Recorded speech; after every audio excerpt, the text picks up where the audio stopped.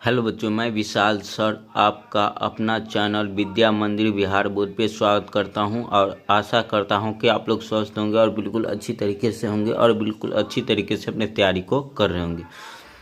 बच्चों, मैं आज आप लोग के लिए क्लास 10th बायोलॉजी का चैप्टर नंबर 1 जैव प्रक्रम, ये आप लोग के एग्ज़ाम के लिए बहुत ही इम्पोर्टेंट साबित होने वाला है चैप्टर। और इस चैप्टर से 5 नंबर का ऑब्जेक्टिव क्वेश्चन आता ही आता है आप लोग को एग्ज़ाम में। तो क्लास 10th के एग्ज़ाम के लिए यह बहुत ही इम्पोर्टेंट है, खास करके 2026 में जो बच्चे एग्ज़ाम देंगे, यानी इस बार जो फरवरी में एग्ज़ाम देंगे उनके लिए बहुत ही इम्पोर्टेंट ये सेशन होने वाला है। तो चलिए, आज का हम लोग का पहला क्वेश्चन क्या होगा उससे पहले देख लीजिए। इस चैप्टर का नाम है जैव प्रक्रम और आज का हम लोग का पहला क्वेश्चन क्या होगा, पत्तियों में गैसों का आदान प्रदान कहाँ से होता है। पत्तियों में गैसों का आदान प्रदान कहाँ से होता है, तो रंध्रों के द्वारा होता है, यानी इस क्वेश्चन का बी आंसर आ जाएगा। यह क्वेश्चन बहुत ही इंपॉर्टेंट है और 2018 में पूछा गया है।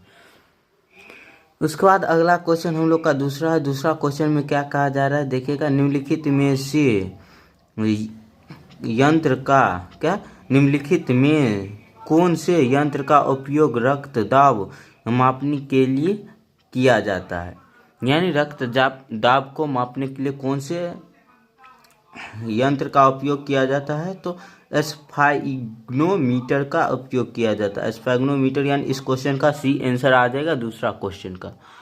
उसके बाद चलिए अगला क्वेश्चन हम लोग देख लेते हैं, तीसरा नंबर क्वेश्चन। और तीसरा नंबर क्वेश्चन में क्या कहा जा रहा है, रक्त का कौन से अवयव घायल अवस्था में रक्त स्राव के मार्ग को रक्त का थक्का बनाकर अवरुद्ध कर देता है। इस क्वेश्चन का आंसर क्या आ जाएगा, तो इस क्वेश्चन का सी आंसर आ जाएगा प्लेटलेट्स।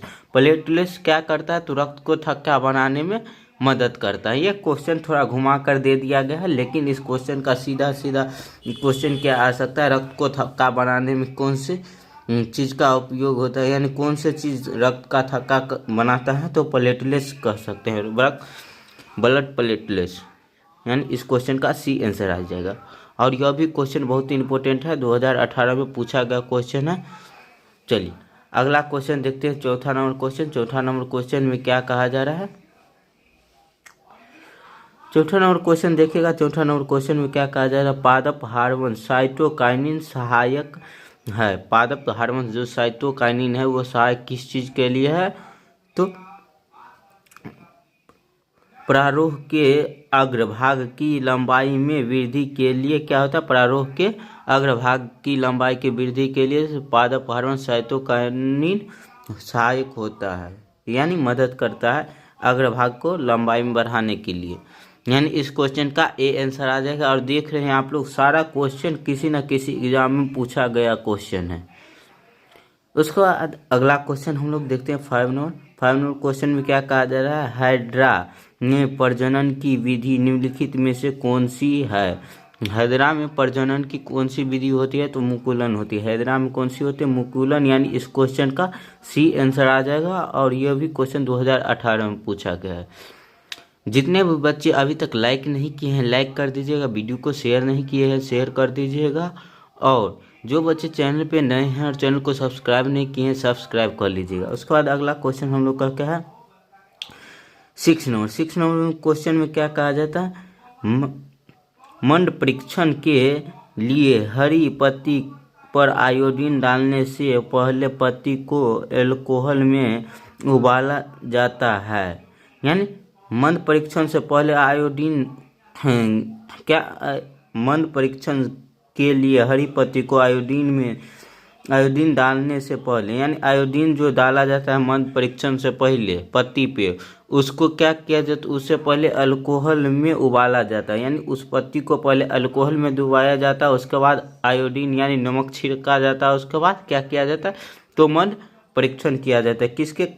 किस कारण से उसको उबाला जाता है, तो क्लोरोफिल को घोलने के लिए। किसके लिए, क्लोरोफिल को घोलने के लिए, यानी इस क्वेश्चन का बी आंसर आ जाएगा क्लोरोफिल, यानी आप लोग कह सकते हैं क्लोरोफिल जो पत्ती में होता है उनको निकालने के लिए क्या किया जा सकता है, तो पत्ती को गर्म पानी में उबाला जाता है। उसके बाद अगला क्वेश्चन 7 नंबर क्वेश्चन देखेंगे, और 7 नंबर क्वेश्चन में क्या कहा जा रहा है आप लोग देखिएगा। 7 नंबर क्वेश्चन क्या है, स्टाइल्ड को सर्वप्रथम कंपाउंड माइक्रोस्कोप से देखा जाता है।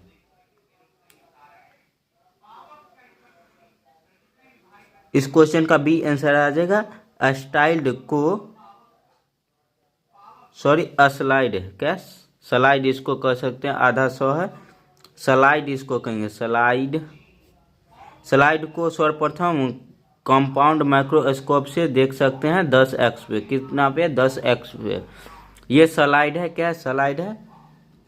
उसके बाद अगला क्वेश्चन 8 नंबर क्वेश्चन, और 8 नंबर क्वेश्चन में हम लोग देखेंगे क्या कहा जा रहा है। रुधिर का कौन सा अवयव रक्त स्राव को रोकने में मदद करता है। रुधिर का कौन सा अवयव रक्त स्राव को रोकने में मदद करता है, तो प्लेटलेट्स। अभी आप लोग देखे ही थे, आगे आप लोग देखे थे प्लेटलेट्स, यानी इस क्वेश्चन का सी आंसर आ जाएगा प्लेटलेट्स। रक्त को थक्का बनाने में कौन सहयोग करता है, तो प्लेटलेट्स। उसके बाद 9 नंबर क्वेश्चन हम लोग का क्या है, होमोडायलिसिस में क्या नहीं होता है। होमोडायलिसिस में क्या नहीं होता, तो इनमें से सभी नहीं होता है। क्या होता है, रक्त को 0 डिग्री तक ठंडा करते हैं, यानी रक्त को 0 डिग्री तक ठंडा करेगा तो रक्त जम जाएगा, उसके बाद वो क्या हो जाएगा, व्यक्ति की मृत्यु हो जाएगी। तो ये भी करना संभव नहीं है। उसके बाद क्या है, डायलाइजर आंशिक प्रागस्य स्लोफन का बना होता है, ये भी गलत है। और रक्त में प्रतिस्कंधन मिलाते हैं, इसका भी आंसर ये भी गलत हो जाएगा। क्या हो जाएगा, इनमें से सभी हो जाएगा। कोई भी होमोडायलिसिस में क्या नहीं होता है, तो इनमें से सभी नहीं होता है। इनमें से कोई भी प्रकार की क्रिया नहीं होती है होमोडायलिसिस में। उसके बाद अगला क्वेश्चन हम लोग देखेंगे 10 नंबर क्वेश्चन, और 10 नंबर क्वेश्चन में क्या कहा जा रहा है आप लोग देखिएगा। देखिए 10 नंबर क्वेश्चन में क्या कहा जा रहा है, प्रकाश संश्लेषण में प्रकाश ऊर्जा रूपांतरित होती है। प्रकाश संश्लेषण में प्रकाश ऊर्जा रूपांतरित होती है ग्लूकोज में।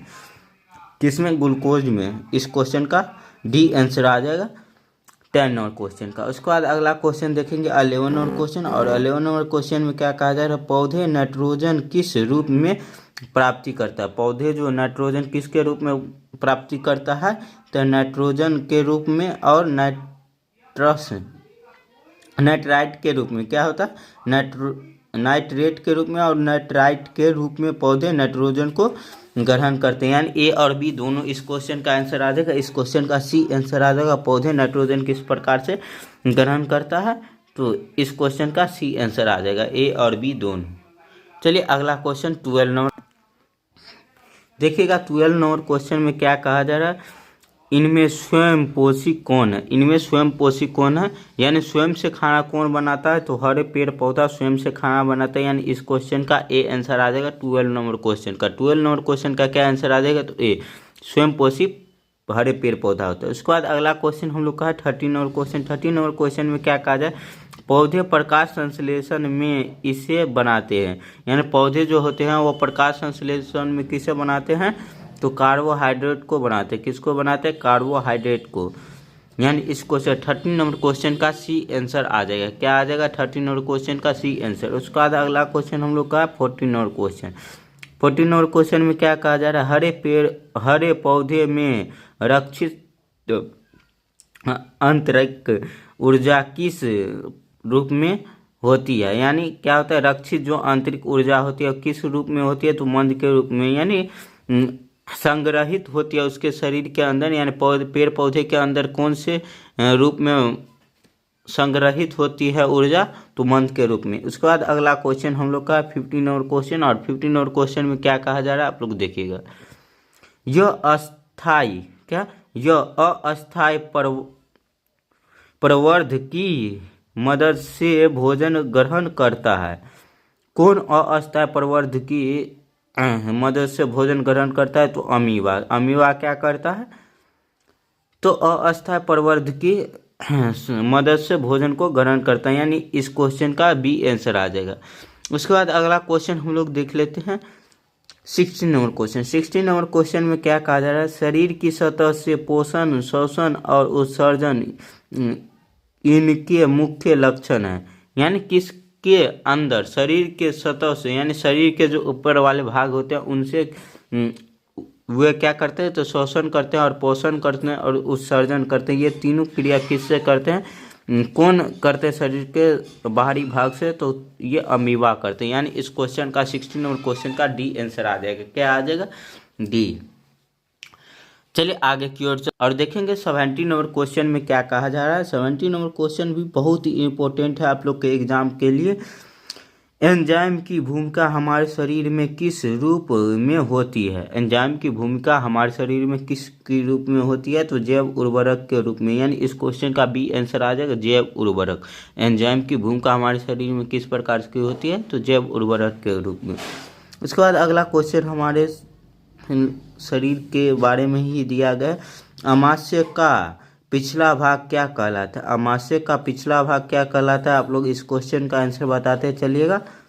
अमाशय का पिछला भाग क्या कहलाता है, अमाशय का पिछला भाग पाइलोरिक कहलाता है। क्या कहलाता है, पाइलोरिक। यानी इस क्वेश्चन का सी आंसर आ जाएगा, पाइलोरिक। अमाशय का पिछला भाग पाइलोरिक कहलाता है। उसके बाद अगला हम लोग का है 19 नंबर क्वेश्चन। और 19 नंबर क्वेश्चन में क्या कहा जा रहा है, देखिएगा।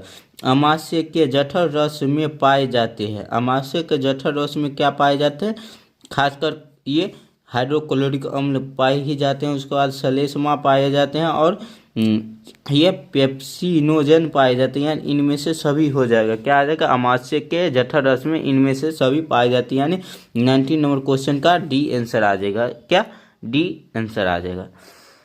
उसके बाद अगला क्वेश्चन हम लोग का क्या है 20 नंबर क्वेश्चन। अमाशय की ग्रंथियों से अत्यधिक अम्लीय स्राव से क्या होता है। यानी अमाशय के जो ग्रंथि है उसमें से अम्लीय पदार्थ जो निकलता है उससे क्या होता है, तो सलेस्मा का स्राव होता है और पेप्टिक अम्ल का, पेप्टिक अल्सर का स्राव होता है। यानी इस क्वेश्चन का ए और बी दोनों आ जाएगा। इस क्वेश्चन का 20 नंबर क्वेश्चन का सी आंसर आ जाएगा, पेप्टिक अल्सर होता है।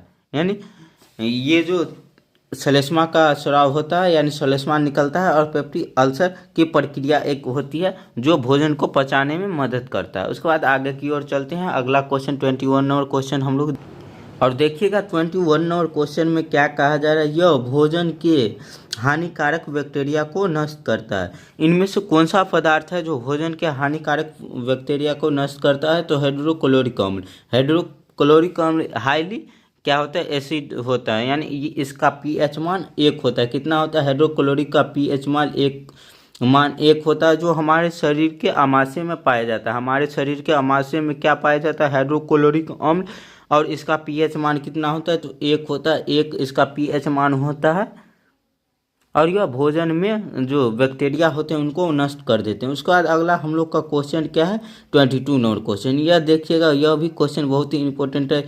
यह आहार नाल का सबसे लंबा भाग है। आहार नाल का सबसे लंबा भाग कौन सी होती है, तो छोटी आंत आहार नाल की सबसे लंबा भाग होता है। इस क्वेश्चन का क्या आंसर आ जाएगा, तो ए आंसर आ जाएगा, छोटी आंत। आहार नाल का सबसे लंबा भाग कौन सा होता है, तो छोटी आंत। उसके बाद अगला क्वेश्चन हम लोग का है क्षुद्रक का अर्थ क्या होता है। क्षुद्रक, ये आहार नाल को ही हम लोग क्षुद्रक कहते हैं। और क्षुद्रक का अर्थ क्या होता है, तो देखिएगा क्षुद्रक का अर्थ क्या होता है, कार्बोहाइड्रेट, वसा और प्रोटीन का पूर्ण पाचन। कार्बोहाइड्रेट, वसा और प्रोटीन का पूर्ण पाचन कहाँ होता है, तो छोटी आंत में होती है। और छोटी आंत को ही हम लोग क्षुद्रक कहते हैं। यानी क्षुद्रक का कार्य, अर्थ नहीं है, कार्य। तो कार्य क्या होता है, भोजन को पूर्ण रूप से पचाना, और छोटी आंत में ही भोजन का पूर्ण रूप से पचता है। तो इस क्वेश्चन का हम लोग का सी आंसर आ जाएगा। उसके बाद 24 नंबर क्वेश्चन देखेंगे। यह भी बहुत ही इंपॉर्टेंट क्वेश्चन है और आप लोग के एग्जाम में पूर्ण रूप से आने की इस बार संभावना है। तो चलिए देखते हैं, छोटी आंत का पहला भाग कौन सा है। छोटी आंत का सबसे पहला भाग कौन सा होता है, तो ग्रहणी होता है। यानी इस क्वेश्चन का बी आंसर आ जाएगा, 24 नंबर क्वेश्चन का बी। हाँ, छोटी आंत का सबसे पहला भाग क्या होता है, तो ग्रहणी होता है। उसके बाद अगला क्वेश्चन हम लोग देखते हैं 25 नंबर क्वेश्चन। अब 25 नंबर क्वेश्चन में देखिएगा, अग्नाशय क्या अग्नाशिक रस में पाया जाता है। अग्नाशिक रस में पाया जाता है, क्या पाया जाता है अग्नाशिक रस में, तो इनमें से सभी पाया जाता है। ट्रिप्सिन पाया जाता है, लाइपेज पाया जाता है, उसके बाद एमाइलेज पाया जाता है। इस क्वेश्चन का आंसर क्या आ जाएगा, डी आंसर आ जाएगा। अग्नाशिक रस में इनमें से सभी पाया जाता है। अग्नाशय रस में क्या पाया जाता है, तो इनमें से सभी। इस क्वेश्चन का आंसर डी आ जाएगा। जितने बच्चे अभी तक लाइक नहीं किए हैं लाइक कर दीजिएगा। लाइक करने में आप लोग कंजूसी नहीं कीजिए, आप लोग का लाइक ही हमें मोटिवेशन का काम करता है। और जो बच्चे अभी तक चैनल को सब्सक्राइब नहीं किए, सब्सक्राइब कर दीजिएगा और आप लोग वीडियो को शेयर कर दीजिएगा। चलिए अगला क्वेश्चन हम लोग देखते हैं 26 नंबर क्वेश्चन। देखिएगा 26 नंबर क्वेश्चन में क्या कहा जाता है, बड़ी आंत का पिछला भाग क्या कहलाता है। बड़ी आंत का पिछला भाग क्या कहलाता है, तो मलाशय कहलाता है। मलाशय यानी बड़ी आंत का सबसे जो पिछला भाग होता है वो मलाशय कहलाता है। उसके बाद अगला क्वेश्चन देखेंगे 27 नंबर क्वेश्चन। 27 नंबर क्वेश्चन में क्या कहा जाता है, मनुष्य के आहार नाल में यह एक अवशोषी अंग है। यानी मनुष्य के जो आहार नाल होते हैं उसमें एक अवशोषी अंग होते हैं, वो कौन सा है, तो अपेंडिक्स होता है। क्या होता है, अपेंडिक्स। अपेंडिक्स जो होता है वो क्या होता है, एक अवशोषित अंग होते हैं।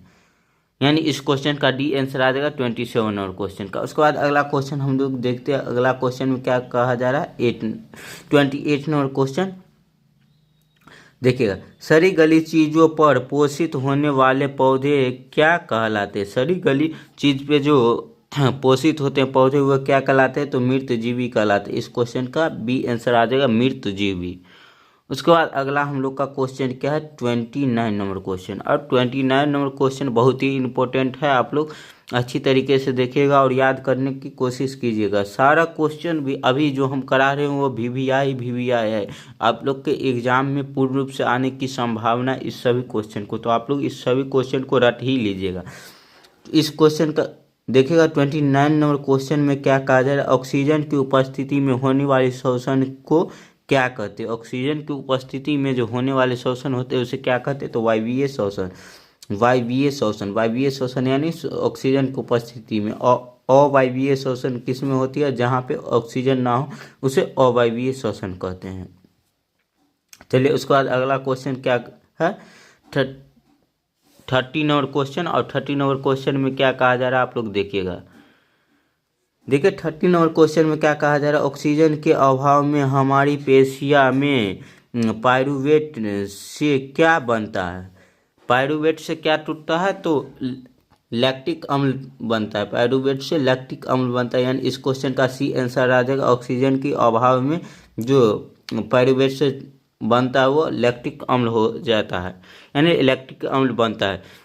जैसे आप लोग देखे होंगे कभी आप लोग दौड़ते हैं और दौड़ कर दिन भर दौड़ते हैं या कहीं दौड़ कर जाते थोड़ा ज़्यादा दौड़ लेते हैं या ज़्यादा खेल कूद लेते हैं तो आपका शरीर क्या हो जाता, थक जाता है। किसके कारण, तो लैक्टिक एसिड के कारण ही, क्योंकि वहाँ पे ऑक्सीजन का अभाव हो जाता है शरीर में। आप लोग अधिक थोड़ा कार्य कर लीजिएगा तो शरीर में ऑक्सीजन का अभाव हो जाता है, जिसके कारण क्या बन जाता है, तो लैक्टिक एसिड वहाँ पे बन जाता है, यानी लैक्टिक अम्ल बन जाता है। तो इस क्वेश्चन का सी आंसर आ जाएगा 30 नंबर क्वेश्चन का। उसके बाद 31 नंबर क्वेश्चन देखेंगे, हमारी मांसपेशियां में ऐंठन क्यों होता है। हमारी मांसपेशियां में ऐंठन क्यों होता है, तो लैक्टिक अम्ल के संचयन के कारण। क्या होता है, संचयन, यानी लैक्टिक अम्ल जो होता है वो आगे पीछे चलता है तो उसके कारण क्या होता है, तो हमारे शरीर में ऐंठन होती है, यानी दर्द होती है, थोड़ी थोड़ी दर्द होने का आभास होता है। क्या होता है, किसके कारण, तो लैक्टिक अम्ल के कारण ही। यानी इस क्वेश्चन का ए आंसर आ जाएगा। उसके बाद अगला क्वेश्चन हम लोग का क्या है, 32 नंबर क्वेश्चन। और 32 नंबर क्वेश्चन देखिएगा क्या कहा जा रहा है, पौधे में गैसों का आदान प्रदान किस प्रक्रिया द्वारा होता है, तो विसरण के द्वारा होता है। पौधे में गैसों का आदान प्रदान किसके द्वारा होता है, विसरण के द्वारा होता है। चलिए उसके बाद अगला क्वेश्चन की ओर चलते हैं और अगला 33 नंबर क्वेश्चन में क्या कहा जा रहा है देखिएगा। 33 नंबर क्वेश्चन में क्या कहा जा रहा है देखिए, हरे पौधे रात्रि में किस गैस का निष्कासन करता है यानी छोड़ता है। हरे पौधे जो होते हैं वो रात्रि में कौन से गैस को छोड़ते हैं, तो कार्बन डाइऑक्साइड को छोड़ते हैं, CO2। जैसे हम और आप दिन और रात दोनों टाइम में कार्बन डाइऑक्साइड छोड़ते हैं, लेकिन पेड़ पौधे जो होते हैं वो रात को कार्बन डाइऑक्साइड छोड़ते हैं और दिन को जो सूर्य का प्रकाश उस पर पड़ता है तो वो प्रकाश संश्लेषण की क्रिया करता है, जिससे वो ऑक्सीजन को छोड़ता है। यानी दिन को पेड़ पौधे ऑक्सीजन छोड़ता है और रात को क्या करता है, तो कार्बन डाइऑक्साइड को छोड़ता है। और दिन को पेड़ पौधे क्या ग्रहण करता है, तो कार्बन डाइऑक्साइड ग्रहण करता है। इस बात को आप लोग याद कर लीजिएगा, यह VVI क्वेश्चन है आप लोग के एग्जाम के पॉइंट ऑफ व्यू से और आने की पूर्ण रूप से संभावना है।